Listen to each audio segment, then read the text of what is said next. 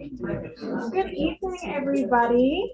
Thank you guys so much for coming out tonight. I'm so excited to have everybody here. We're going to have Miss Cherie come up in just a second, but I just wanted to pull our raffle winner before we got started. Mary Hernandez.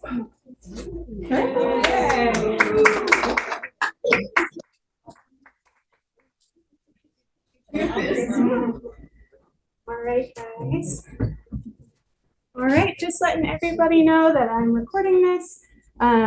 Everything will be posted on YouTube, and then I'm going to send the last session and then this session together in one big email to everybody who participated in both the last session and this one. So y'all will have all that information. If you guys need us, we'll be right outside, and I'm going to pass it off to Ms. Cherie. Thank you, my dear. Of course. That's all set up. All right, I've got to stand between my lines. If you see me drifting, would you let me know? I'm supposed to stand right here, okay? There's a line here and a line here, and if I start over here, just let me know, okay? I'm not supposed to go any further. Thanks for being here tonight, guys. I'm sorry that my line is right in front of you if this is where you're looking, so I'm glad you have an alternative there. How long have you lived here, guys? Who's been here more than 40 years? I know there's several. More than 20 years. More than 10? Well, I mean, that's obviously, I'm going backwards, aren't I? My engineer husband would be having a cat right now. How about you've been here less than 5 years in the area? All right. Oh, this is a tough one for you guys. Sorry. This is what it looks like most of the time around here. And when it doesn't look like that, we're all dying, and that includes our plants. It's hot, it's dry, and so we yearn for these days, even though we didn't like them when they were there. So we had, Megan had a survey. It's not super accurate, but only because you may not have responded to it. But in the survey, we found out that people have a lot of problems with their plants. And so tonight, a lot of you may be here because you're my friend and you feel sorry for me and you were afraid no one would be here. And I thank those people that are here for that. But some of you may be here because you actually want to learn something, and I hope you do. If you have been to one of my classes in the last few years, thank you for tolerating me and coming back. I really appreciate that.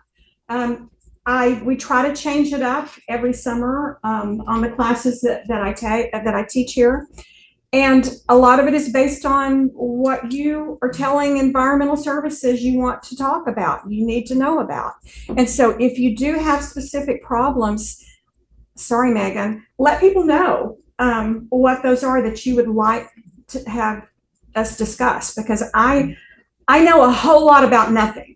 And so I'm happy to entertain any question. And if I don't know, I've lived here over 30 years, and I probably know someone who will have an answer for you, or I'll try to find one. So, you may have to revert to the bottle tree.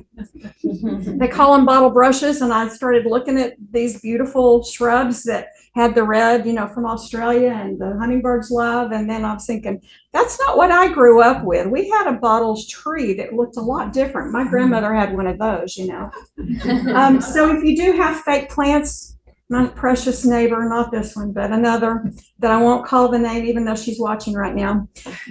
She puts her fake plants out every year and just laughs and laughs at me. She says, it's not going to die. And then yesterday I was over taking her some of my pepper plants, some peppers, and oh man, that thing looks awful because it's completely faded out. It just looks awful. So she's having to replace those too. So if you're even tempted to go with silk or plastic, don't do it.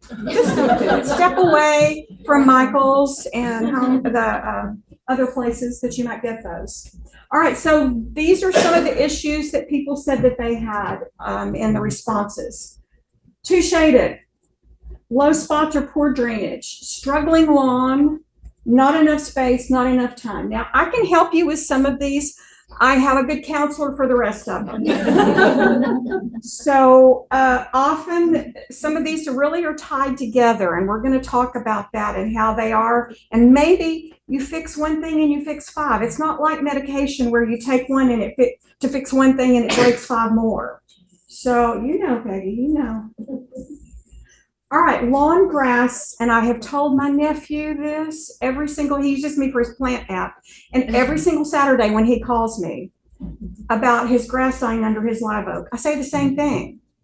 Lawn grass does not grow in full shade. I don't care what the advertisements on the magazines or all those things at Home Depot and Lowe's. There are some that are better, but none of them are good.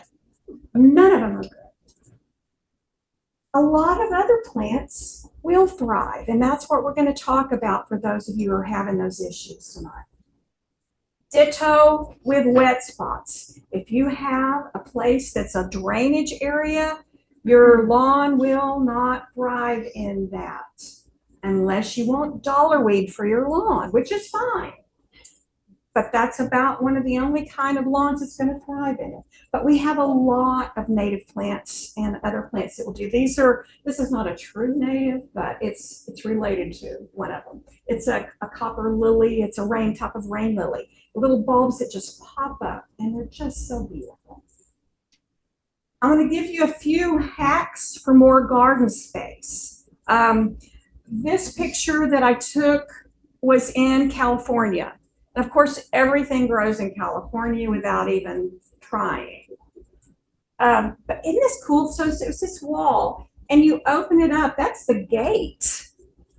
So it's a green wall. So if you need more space, I want you to try to encourage you to think vertically, not just horizontal. This is in my yard. If you'll look to the left of that photo, I have a true green wall, so that my neighbors don't see me when I'm in my swimsuit. And they thank me daily for that. I also have a swing that has a rose on top of it. And then at the far side, you'll see those containers. They're actually horse troughs that I just spray painted. And then my husband got cattle panels to put over the top of that. So now I grow right now it's the cucumbers are going over the top of that, and I just picked my little cucumbers off of that. So think if space is an issue for you, think up. Think of ways that you can garden vertically. Okay, more time. The main thing that I can tell you for those of you who put on there that you needed more time is quit your job. It's a super, super easy thing to do. I highly recommend being retired. But when it's stinking hot, it doesn't help that you quit your job because you don't want to go outside in it, right?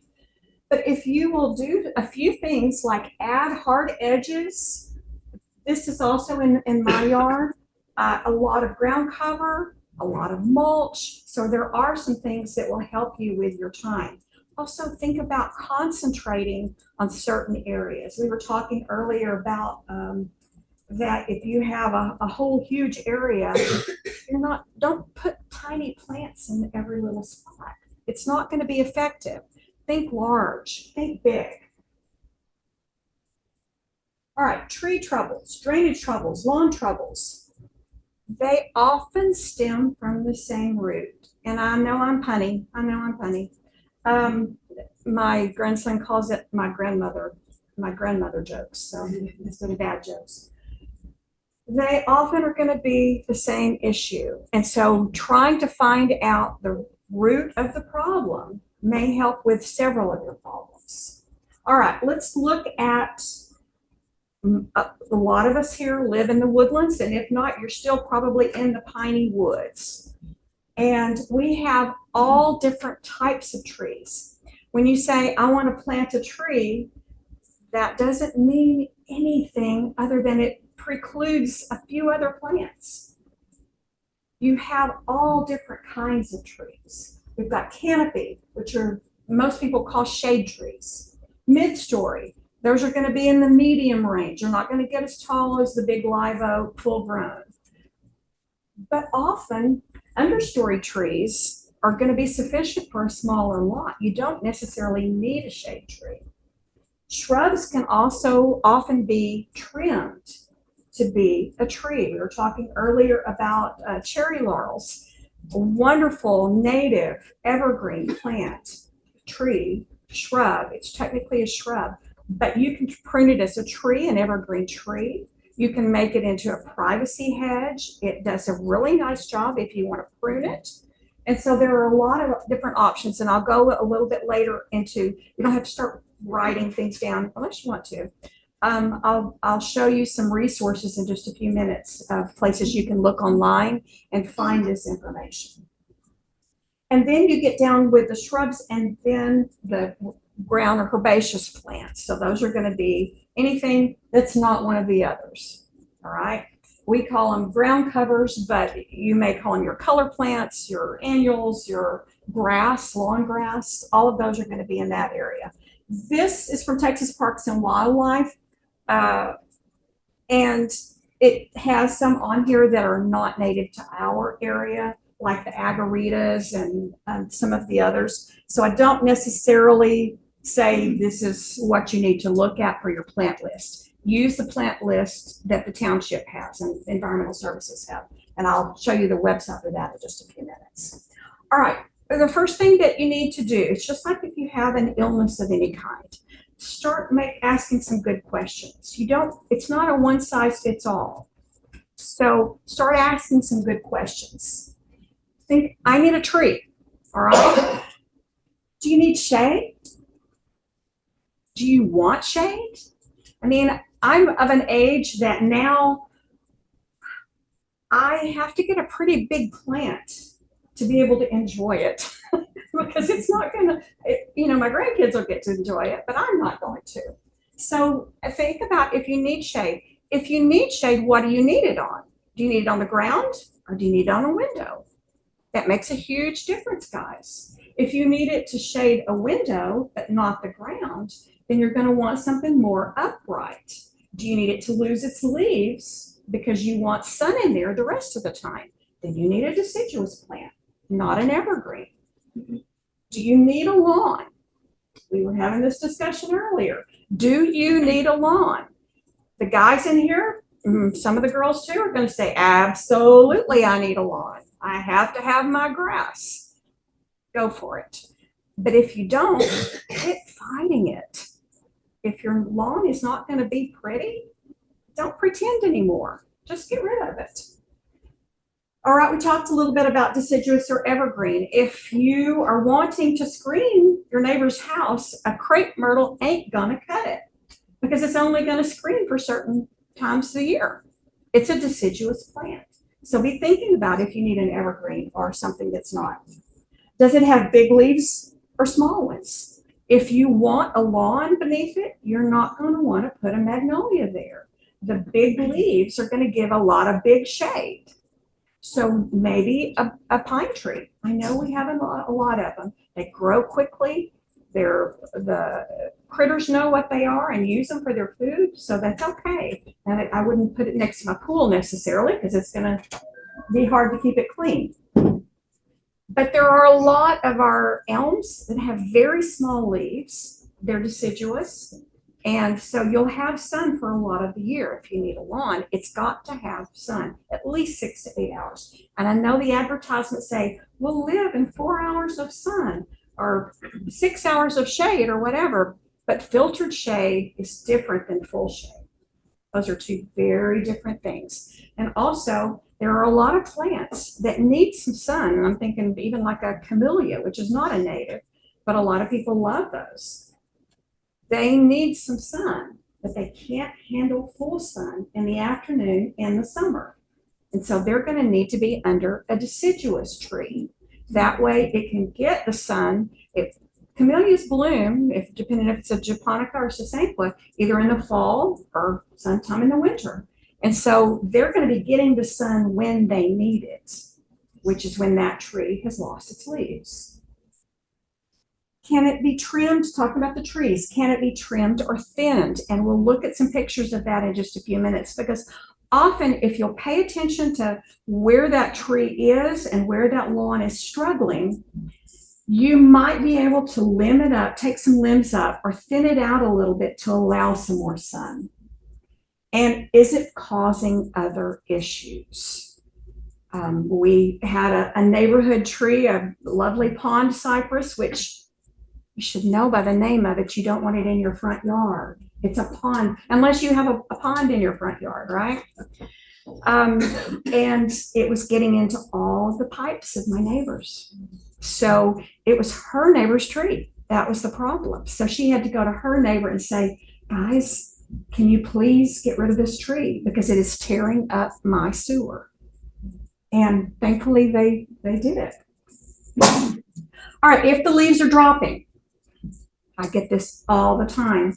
The leaves on my live oak are just going everywhere this spring, and that's normal. Evergreens drop leaves too. Evergreen just means there's probably going to be something green on it at all times. It doesn't mean the whole thing's going to be green. And so almost all of our evergreens are going to drop some pretty good bit of leaves during the spring. Now, if they continue that process through the summer, then often, and you don't see new growth necessarily, or if you see way too much new growth, like suckers coming up everywhere, it may be either too dry or too wet. So pay attention to that. Are there insects on it or below it? I have problems at our church with grasses that we put in, that the grasses are great. However, the ants love to eat the roots of those because they've got water in them. So when it starts getting dry, ants go straight for the roots on those things. And so often if you see a lot of ants, there's a couple of different things that be going. If it's your crepe myrtle, you probably have powdery mildew, and we've got a whole different issue. And the fire ants are coming to that, the sweet stuff that comes down. But if you're seeing a lot of ants at the base of a tree, there may be something else going on. And so figure out what is causing that. And I'm going to give you some resources in a minute of how you can find out those things. You're not going to learn it tonight from me in 45 minutes. So is it getting too much or too little sun? If you know the variety, and guys, if you've never used iNaturalist or even your iPhone, it can usually tell you what the plant is. You don't even, I write books and I encourage you to buy them, but you don't even really need books anymore. You can use your phone to get most of your information. But some plants, like I mentioned a while ago with those camellias, there are some plants that they really love sun, right? It says it on the tag, I love sun. What it doesn't say is, I hate hot afternoon sun just like you do. So there are some plants that are very sensitive. You start to see on the edges of your tree leaves or shrubs or whatever, a lot of burned area. It's getting sunburned just like we do. And so it may need some shade. All right, limit up. Wait until winter though. I'm going to say this to you guys, and there's going to be a few of you that just are so anxious. Oh, she gave me permission to trim, I can cut it. Don't do it now because the insects are out right now. And so they can really cause havoc into a new wound on a tree. So if you would wait, shrubs I don't worry about because it grows back so quickly. But trees, if you can wait, if you see that there's a big hurricane coming, storm coming, and you've got a limb that looks iffy, go ahead and cut that one off. Because if it's got problems anyway, and you think it's going to come down, the bugs are already there anyway. When a plant starts to die, it sends out what are called pheromones. And all that's saying is to the bugs is, come get rid of me. This decay is setting in, come get rid of me. And that's the way it's set up to be. It doesn't mean it's bad.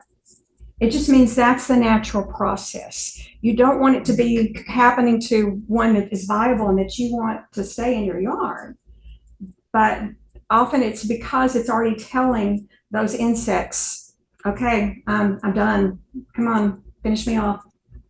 So this is a live oak at the Tabasco place in Louisiana, if you've ever been in the New Iberia area. It's beautiful. Not a lick of grass is going to grow under that. You can see green, but I promise you, if you look at the little, oh, am I out of my deal? Okay. The little white, it's a clover. It's under there.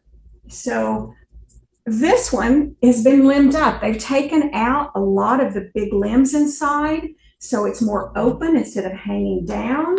The moss is gone. It's not as pretty, but you can grow a lawn under it to some degree. I mean, there's going to be some extensive roots, but if you have to have lawn, and there are some great reasons to have a lawn. There are some great reasons to have a lawn. I have none, but I don't have any of those reasons. My grandkids can go to the park. Their dogs can go to somebody else's house. So I don't need a lawn. But if you're determined to have a lawn, you're going to have to give it the right directions. Don't blame it on the lawn for doing what the lawn does. There's something else going on. Some trees have very disruptive behavior. I mentioned the pond cypress. They're all out in here around the pond out here. Those knees coming up.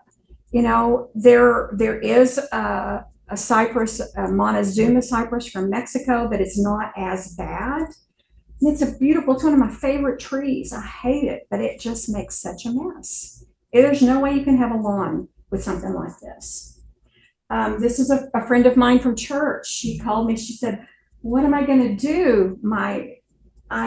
We're at a place now that it's all one story for a reason, and now my sidewalk is up so high that I can't get a wheelchair in there. You know, I can't do anything like that." And so if you have trees that have roots that are moving things up, there are solutions. And one of them is don't put it next to it in the first place. Now, I realize that for a lot of you, that's not going to matter. But if you do have a choice, don't come back and put another big tree there. Okay? Put something different. Trees have to have their roots, and you want them to. Otherwise, they're going to fall on your house. So give them the space they need. And as a general rule, whatever the canopy is, that's what the root structure is going to be.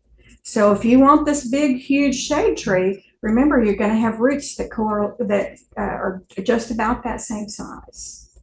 They're going to. That's the only way it can complement it. It's the only way it can get enough food in, enough drink in, enough stabilization.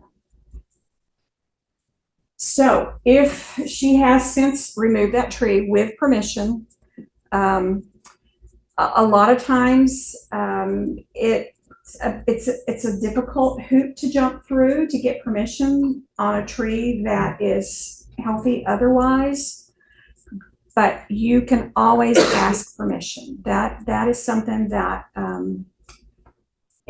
it's going to get worse. It's not going to get better. I have seen magnolias move swimming pools. They can do it, and they will do it. So just be aware of, again, our huge trees and a little teeny tiny lot, as a lot of my friends here know, it just doesn't work. I mentioned before, screen with evergreen. Don't use a crepe myrtle. They're beautiful, but they do you no good if you're using it for screening. This is just a little a yaupon. This is our native yaupon, but they've cultivated. It's a bright chartreuse yellow. It's a really nice one. It doesn't get very big. It's Eureka Gold is the name of it. It doesn't get very big, but if you had, let's say, an air conditioning unit that you didn't, or a generator that you don't want people to see from the front or whatever, this one's going to get 3 to 4 feet tall. Now you want it far enough away, obviously, that you can keep some good air circulation, and you don't want to put it on the hot side of the generator because it's going to fry it. But this would be a good choice. If you want something tall, I mentioned cherry laurel, wax myrtles. We have a lot of really good plants that are for that. And again, I'll give you the resources for those lists. My friend is not here tonight, is it? That gave me. Oh, there you are. I see you now. His crepe myrtle, and I'm not going to look at you because I'm The crepe myrtle, he was a little concerned, and he got the impression that I hate crepe myrtles. Hate is a strong word. I prefer other plants. My husband, we have a crepe myrtle. We have a Natchez white, which is one of the better of the crepe myrtles. It's a big one.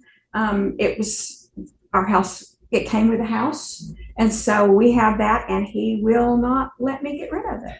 And I have other battles that I had rather choose to fight, and that's not one of them. You said it's one of the good ones. Natchez is one of the good ones. What makes it a good one and what are the bad ones? Okay, so crepe myrtles, just like I mentioned a while ago about trees in general, when you say tree, crepe myrtle's kind of the same thing. If you'll go into Memorial and see the 40-foot tall, 50-foot tall Basham pink crepe myrtles versus the little weeping miniatures that are 2 feet tall, and I've used this analogy before, so pardon me if you've heard it. It's like with your puppy. You can breed all of the good stuff out of it to get the cute stuff, and crepe myrtles are that way. Almost all plants are that way. You can overbreed, and it takes away the resiliency. I will say that with the older varieties of crepe myrtle, which are the Natchez is one, Bashams is one. They're huge. Normally a crepe myrtle, and they're not from here. People think they're native because they've been here for so long, but they're Asian. They're huge plants, and so when people don't want a huge plant, instead of getting a smaller tree, they just ask for a smaller crepe myrtle. So that becomes the problem, in my opinion. I'm going to show you another issue in a minute, but I'm going to go back to this photo to say, this is west side of the house. Is that not correct? That crepe myrtle in our lifetime, I'm sorry, I'm generalizing and putting you in my lump, but probably not going to be a lot of help, unless that's the mature size you want. But I'm thinking you need a shade tree there. And I know now that you have done that, but that was the first thing I would say is, what do I need? I need shade. Well, the other thing he mentioned to me, he wants pollinators. Crepe myrtles are not big pollinating plants. And so now he's taken it out since then. I might have left it just because I'm lazy, honestly. And added something a little bit further to the front, because if you got a pretty good sized tree into this area, you don't want a huge shade tree right next to the house, because just like I showed you how that sidewalk went up, that's going to start doing that to your foundation. So recognize, how large is it going to get? Is there enough room for the roots, or am I going to be dead and not worried about it? So those are your choices. For pollinators, some of our shade trees, one of the best is an oak. We don't have a lot of live oak right here, but we have white oaks, we have willow oaks, we have water oaks. Those are wonderful plants because we have a lot of pollinators that lay their eggs or pupate on oaks. Oaks is one of the biggest habitats for us, period. So oaks are always a great choice, a native oak. But again, how large is it going to be? That's how far away you want it from the house. Is it going to cover those windows that you need the heat relief from? It's going to take a while. So what can I do in the meantime? That's when you may think about putting some evergreen shrubs a little bit further out. And you can, like I mentioned before, trim them into a tree form so that you're getting the shade, but you're not blocking your views if you want to see out of it. Hollies, we have a lot of hollies that are wonderful for that purpose. All right, this is called crepe murder. I did not coin that phrase, but I wish I had, because I'd be a millionaire right now. It's the knobby looking, how my joints are starting to look now. And it is, I heard that this is urban legend among horticulturists, so I'm not sure that it's true. It's a great story, so I'm going to tell it to you. That River Oaks, the guys didn't have anything to do in the winter, and so they made it up. And that may or may not be true. There are good reasons to what's called pollard trees. And pollarding is a great horticultural practice if done well. This is not done well. Don't do that. If you need a smaller plant, plant a smaller plant. What happens with crepe myrtle is it diminishes that tree's ability to live very long. I mean, you think about how many leaves it's going to have. I mean, you've gotten rid of most of the leaves for next year. Yes, it puts out fast, but that is pushing itself. Yes, it's going to bloom great. It's trying to get it out there as fast as it can because it's not going to last long. It recognizes it's in decline. A lot of times, the other thing that I see, crepe myrtles will have these very extensive roots, and people say, oh, the roots are showing. You know what? The roots are down here. That is part of the trunk. Don't cover it up with mulch. What happens with crepe myrtles is people mulch all the way up to here, thinking they're trying to do it a favor and cover the roots. The roots are covered.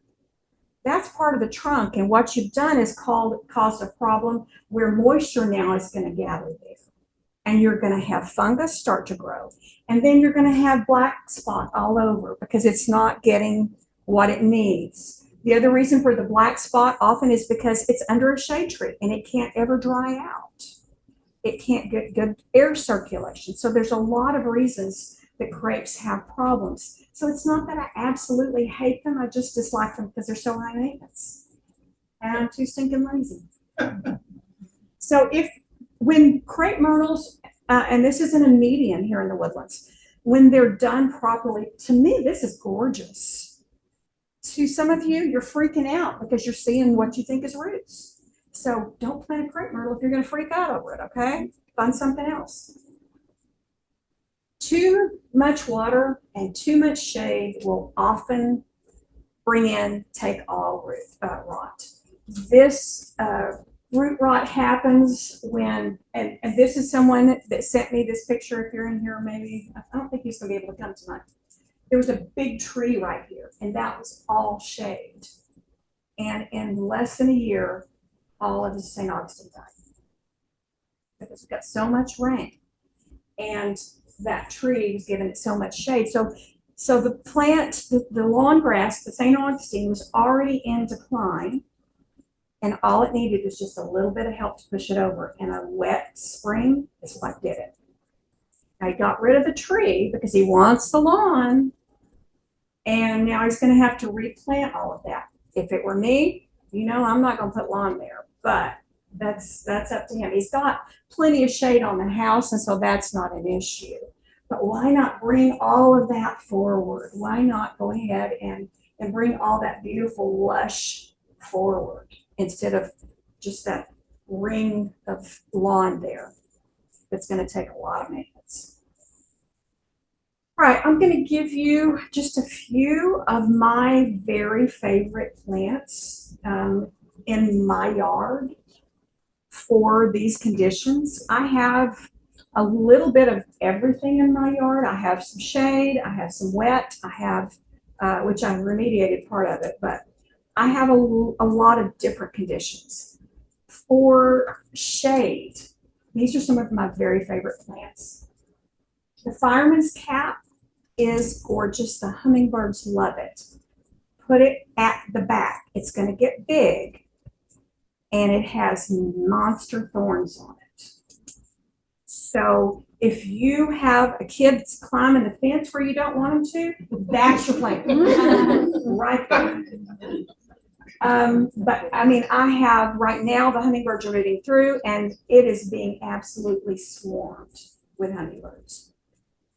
The dwarf palmetto is, a lot of people want to put more tropical looking, and so they go for sago palms or something like that. This is a native that is an indicator of a wet spot. So if you have that, that's telling you probably have a wet spot there. That also means don't put it in a raised bed way up high because it's not going to thrive like it is in a shady, wet spot.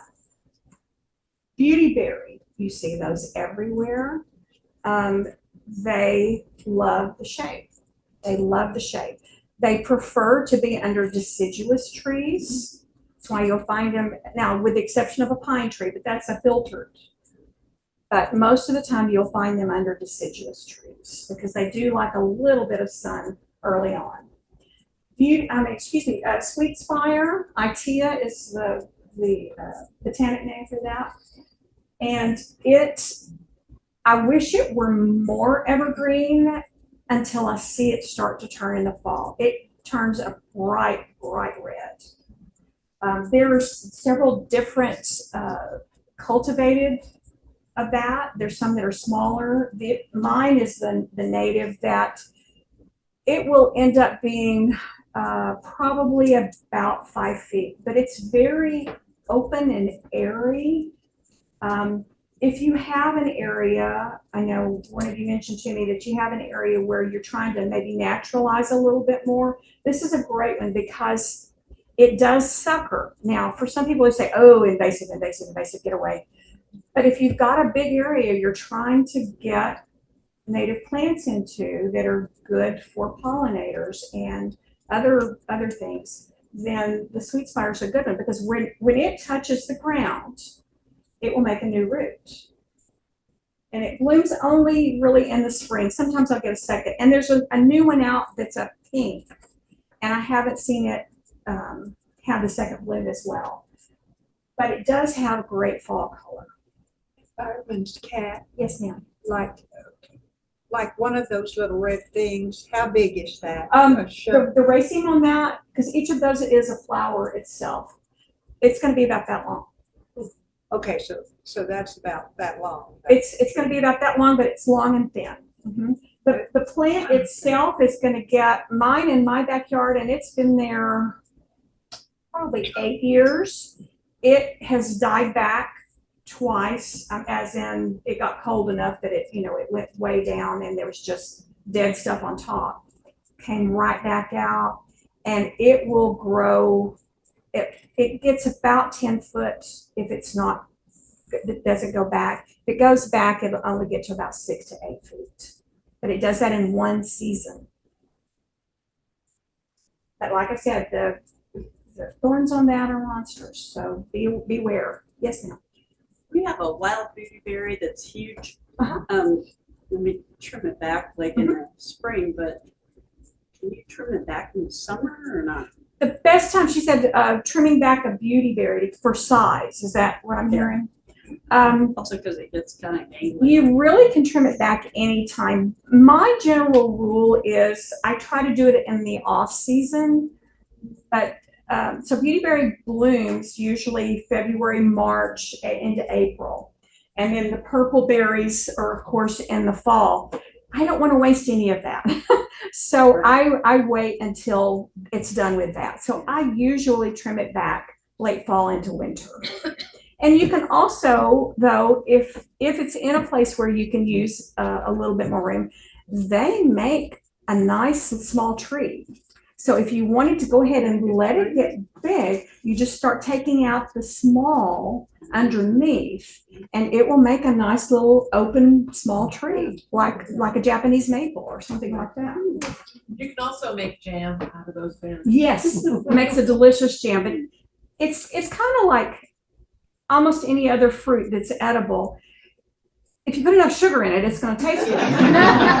So you do have to put A lot like a cocktail. Exactly. It's like my husband calls bacon the duct tape of the kitchen, and I think sugar is. So here are some color plants that do very well in the shade. And again, I'm just barely touching the surface here. These are just some of my favorites in my yard. I'll give you resources for the list in just a few minutes. The native milkweed Most of the time it's going to be our orange one. We have 3 that are native here, but most of the time it's going to be the solid orange, not the multicolor. That's the Mexican. And if I have it in my yard, it's a tropical, but it's only because it blows, the seeds blow in. And that's usually the one you can buy in stores because it is so prolific. However, it does not die back, and it often gets a fungus, and it will kill the monarchs. So be judicious in cutting it back if you are going to grow the tropical, which has the yellow and orange together in it. The true native is going to be straight orange. And guys, they're free. Well, if you are Woodlands resident, you're paying for these. And here's a little bit about it too, if you didn't get one of those. Oh, and I wanted to bring these out because these with a timer on it is great if you do have big trees, because you can put this on just barely going for an hour or 2 hours. An hour and 20, 2 hours. Okay, we got 2 hours on this. On the drip line, so that you can water your trees effectively. And don't have to worry about it. Your neighbor calling to tell you you've got water running down the street because you've left your water on your trees. So these are super handy to have around. Excuse me, guys. Gulf penstemon is the little purple flower here. I love it. With these irises were my grandmother's. And it's a spring bloomer, prolific. You actually may have a few seeds in here if you grab some of these seeds. The bee balm, which is a horse mint, but it just like it says, and the pollinators absolutely adore it, including hummingbirds. I brought these from my yard. These are seeds, free seeds for you guys. If you want to, this one's called Peter's Purple, and I brought you envelopes and a little information deal about it. So feel free to get, and just grab a whole old flower, because it's going to have several seeds in it, or several, however many you need. Caliandra is not a true native here, but it's a small shrub that really does well in shade. Mine's on the north side under the magnolia, and it blooms its head off. These are all shade? I'm sorry? Are these all shade? These are all shade. All Okay, shade. got it. Sorry. And they'll be okay in sun. They'll be, Yeah, I was saying under the magnolia is a big one. yeah, it's a big deal. It's a big deal. I've got more butterfly than phlox on here, but that purple behind there is a garden phlox. And we have several phloxes that do well. One is the Louisiana phlox, which Devarica is actually native here also, but it's a lower one.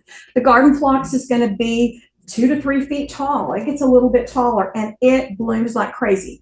The caveat to that is if you have deer, they're going to get the blooms. So put it in a place where the deer can't get to it. If you've got shady spots where you've decided, I'm not going to do this anymore, I'm not going to fight the lawn anymore, these are some really good alternatives. Wood fern, most of you know, they're everywhere. And we have a couple of evergreen ferns. This one is not evergreen, but it comes back up so quickly. I mean, guys, come on. Our winter lasts, what, 2 weeks maybe? So it's going to be back up in March and going strong, and it's not going to go down until January, even in some years, not even that. Inland sea oats is a wonderful plant for under trees. There are a lot of different birds that use the inland sea oats for their food. As mine has started to turn brown, the seeds on it have started to turn brown, and I'm seeing birds everywhere. I will say that it is very generous, and it will take over, which may be what you want it to do, but give it parameters. You know, it's only going so far, and yank them out after that. Frog fruit is a very low native plant for us. It is wonderful, and if you've got a patio with stones, people say, "Oh, creeping thyme," and we can't grow stuff like that up here. We just can't. This is a really good one for that, and I can't remember which butterfly is, but it's the source for one of our butterflies. And if they can't find frog fruit, they're out of luck because that's the only thing they use. It's like the milkweeds with our monarchs. And so it's really good for our pollinators. Can you use frog fruit like a lawn? I love frog fruit as a lawn. I love it. This is a discussion we were having a little bit before this began. Depending on where you live, you sometimes have to educate your neighbors about what you're trying to do. And my neighbors that are here know that I have no lawn at all, by choice.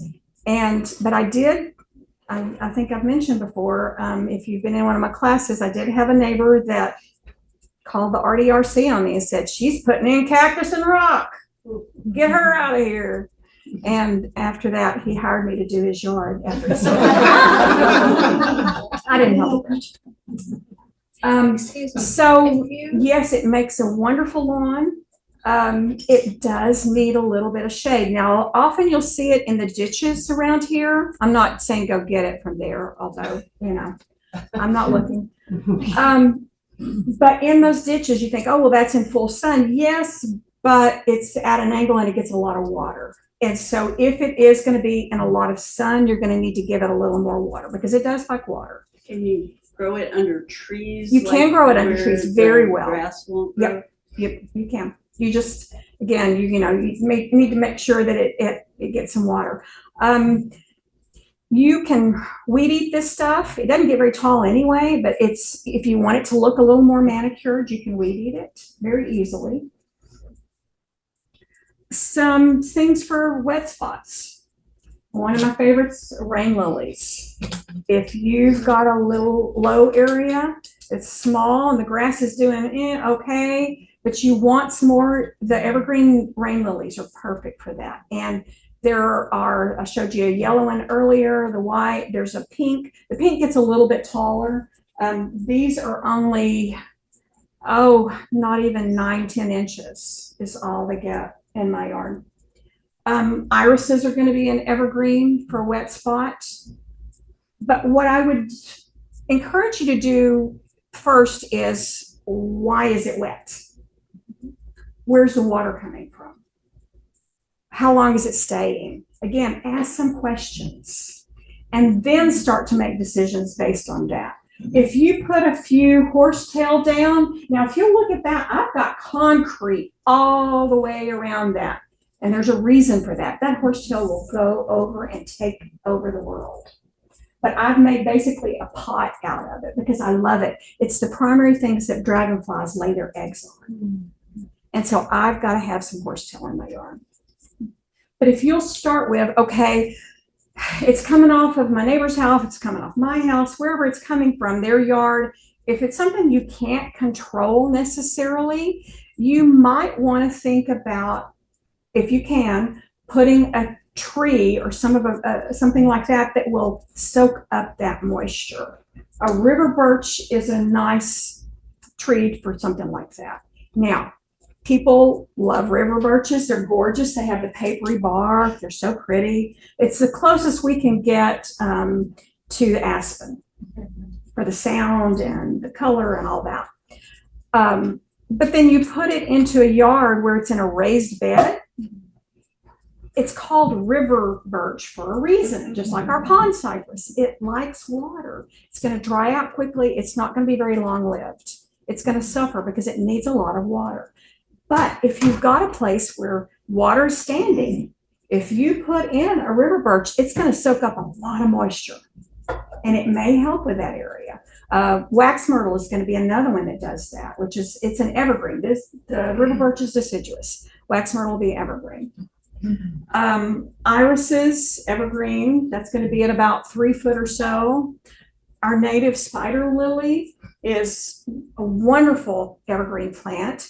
It's going to get about 3 foot tall. It gets big.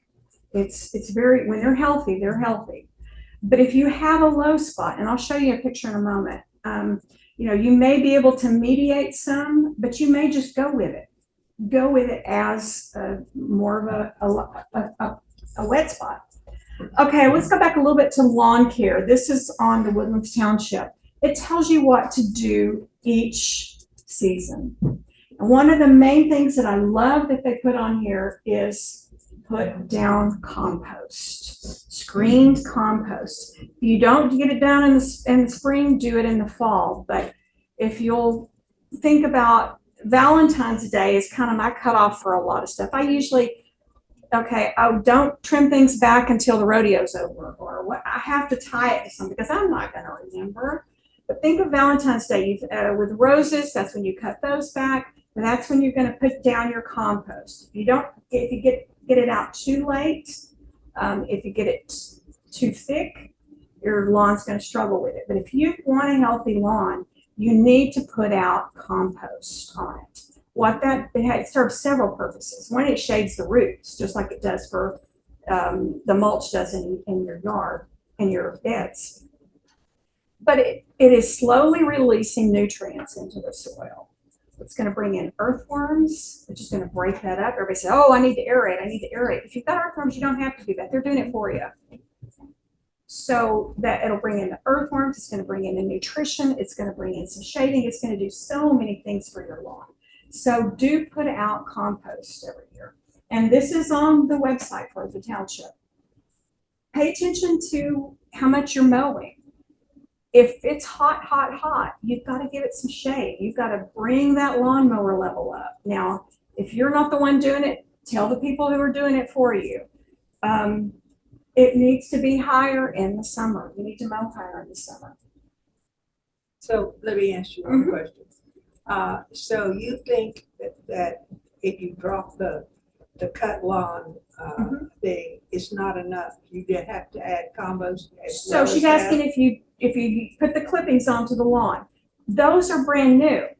They have not been composted yet. They will eventually compost, but it takes a while. And that is good nitrogen. That's good. But this helps because it's not just one kind of, this is going to be, it's more of a humusy. It's just got a lot more nutrition in it. And I would say, especially if you leave the clippings, and I don't ever suggest bagging at all, but especially if you leave the clippings, it helps to do that. I do it. I suggest you do it at least every third year. I don't think you have to do it every year, but if you're seeing a spot in your yard where you're having problems, you have a brown patch, anything like that, and even when I showed you the take all root rot, pay attention to that. Pull that up, smell of it. Does it smell moldy? That's going to tell you if it's an insect or a fungus. So that's a really easy one to figure out. If it is a fungus, if you can change the pH to a more acidic, that fungus will probably go away. You're not going to have to spray anything. So I don't like suggesting putting out a lot of sphagnum peat moss because that's a very precious commodity.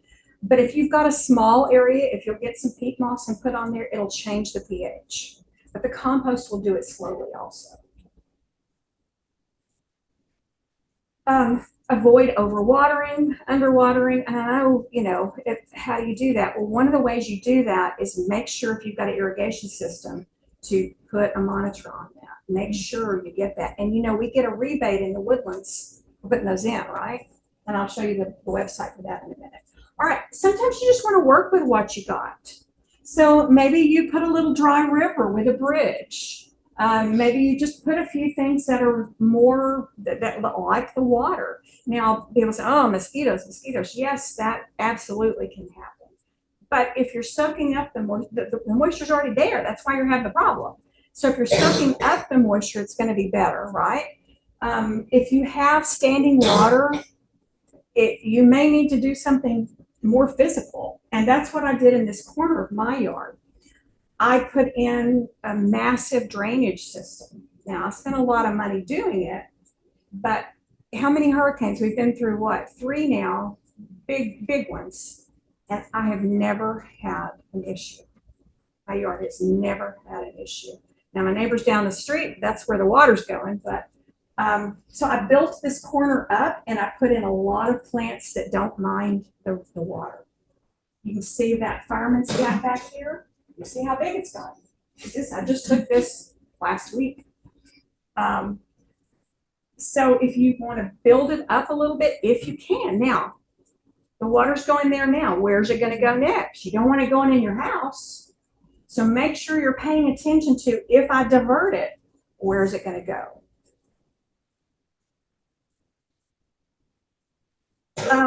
I mentioned before, think vertical on your limited space. If you can go up with a few things, it'll make a big difference. I've told you I don't have lawn. I have a lot of rocks, rocks and cactus, as my neighbor thought.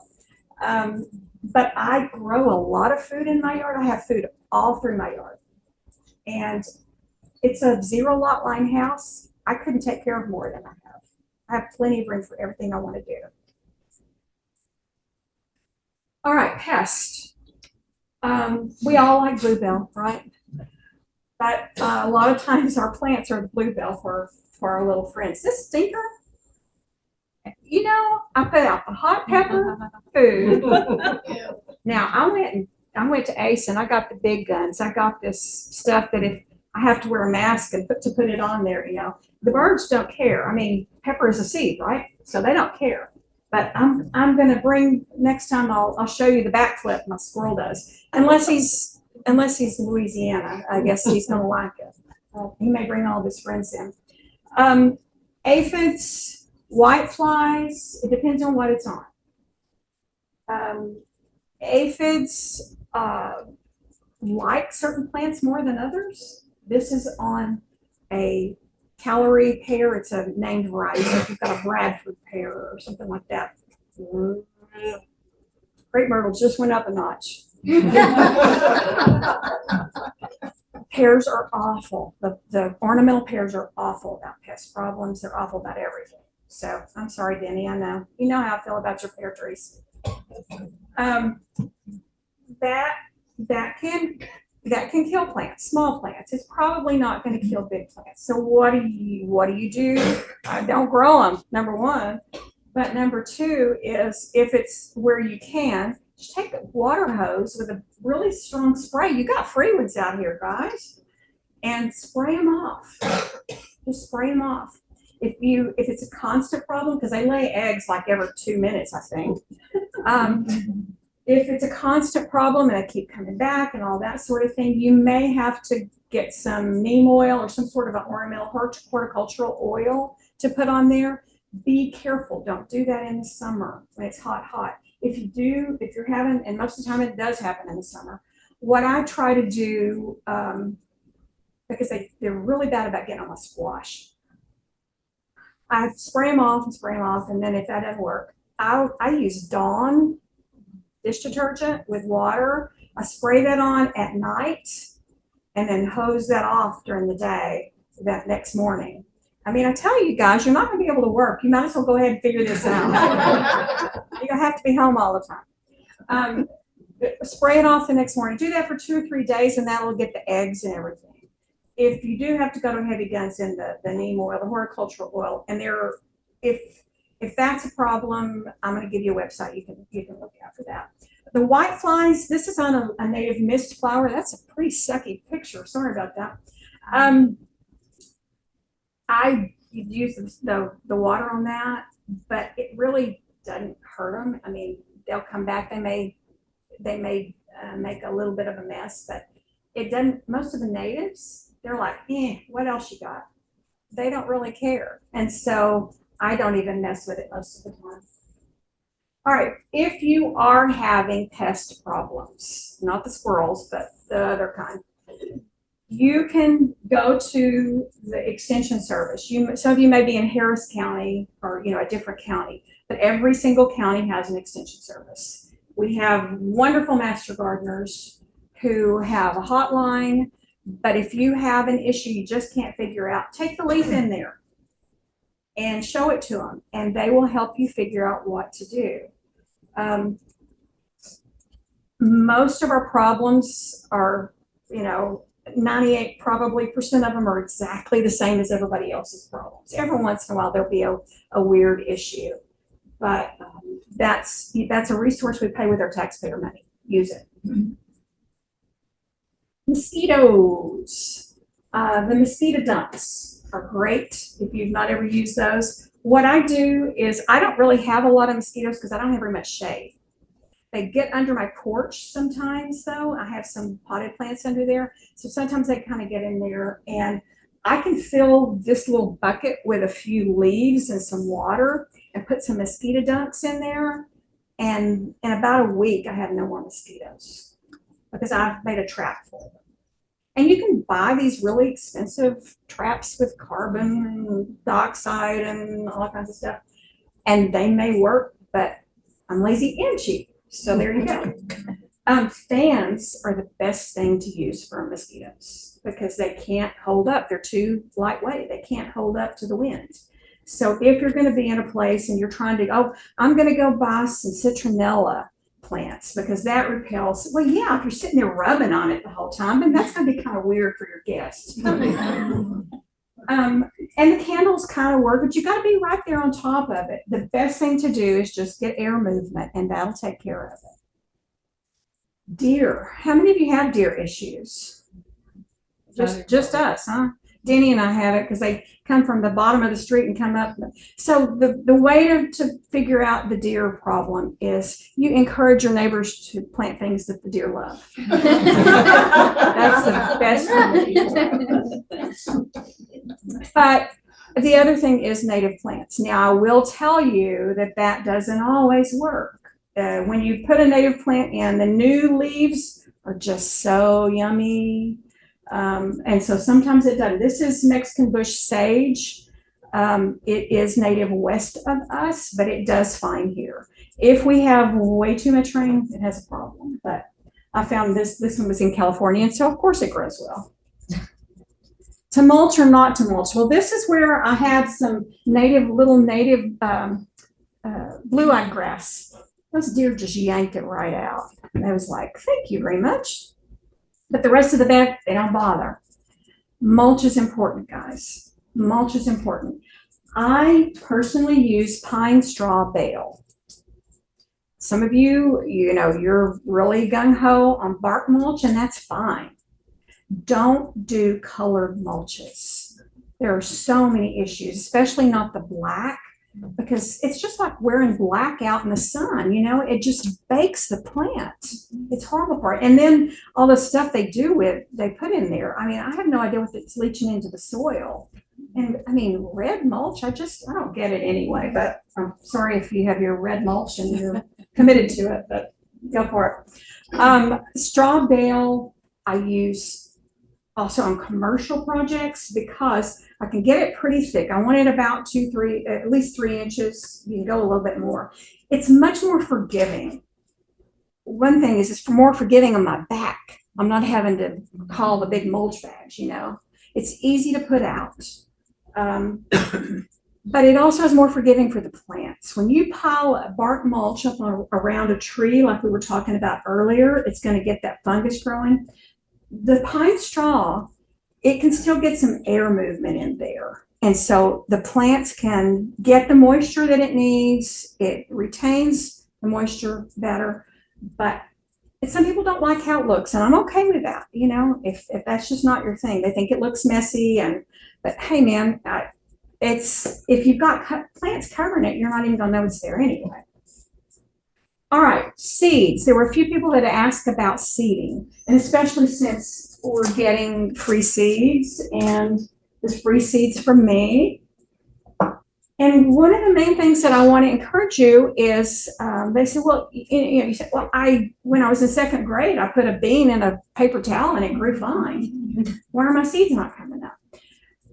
Well, whatever size the seed is, the actual seed is, that's about how far under the ground it goes. So if you dig a 3-inch hole for a 1/10 of an inch seed, it can't ever get out of there. So what I usually do on something like the butterfly weed, which they're pretty small, they're not as small as some things, not a mustard seed, but it's pretty small. If you will wet the area where you're going to put it, take all the mulch away, wet the area really well, and just scatter this out, and then use a rock, your hand, whatever you want to, and just barely press it down. Don't put any soil over the top of it at all. Just press it into the soil. If it's a small seed, you'll start to see a seedling pretty quickly on most of them. If you put a hole, it's not gonna ever come out of it. And you also need to know what's really a seed. These are seeds, those are rabbits. So you don't need to grow more rabbits, probably. They can grow just fine without your help. Some of the seed starting kits may be an easier way for you. You can still put it outside and all of that, but it may, if it's a small seed, it may grow easier for you that way. And you do the same thing. You're just going to just barely touch it. I have an old pencil that's got mud all over it. That's what I use the end of the pencil to press my seeds. Pets. We talked, some of us earlier, about poisonous plants, and if you've got pets in your yard, one of the things that I really would encourage you is just keep in mind that they need a place to go and they need a place to go, okay? A lot of dogs like to run. Don't put flower beds where they run. Move your flower bed up. Leave them a place behind there where they like to be. Check on, and I'll give you the websites in a second, the websites, because some say, yes, it's poisonous, some say, no, it's not. Look at several different ones. Now, there's some we trust, but others that say, oh, yeah, that sago palm's not going to hurt your dog. Well, just because their dog lived through it doesn't mean yours is. And so I just don't trust them. We can use Native Plant Society for a lot of the information on the plants. The Pines and Prairie is our local chapter in this area, and they have some very specific plant list that gives you just about everything you would want to know about them. We have, from our water department, it has some local places that we can buy natives, but reminding you that you also can get money back if you do certain things, buy certain native plants, do irrigation a certain way, they will give you rebates. Sorry for you that are not in the woodlands, you're missing out. And then Environmental Services has trees, shrubs, perennials, has your list, and it has a lot of great information. Use it. So you don't need a green thumb to be a gardener. You just have to ask questions. Pay attention. It's, if you've got kids, you don't raise them all the same way. They're different. And plants are that same way. They're different too. All right, I am going to be here for as long as you need me for questions. I'm going to be right over here. I have some of my books here. And if you have questions, I know that you may want to give those in front of everyone, but for the most part, people don't care about your problems. I'm just letting you know. I do care about them, or at least I'll play like I do. And so if you want to come over here and ask me questions, I'll stay as long as you do. Thanks for being here tonight, guys.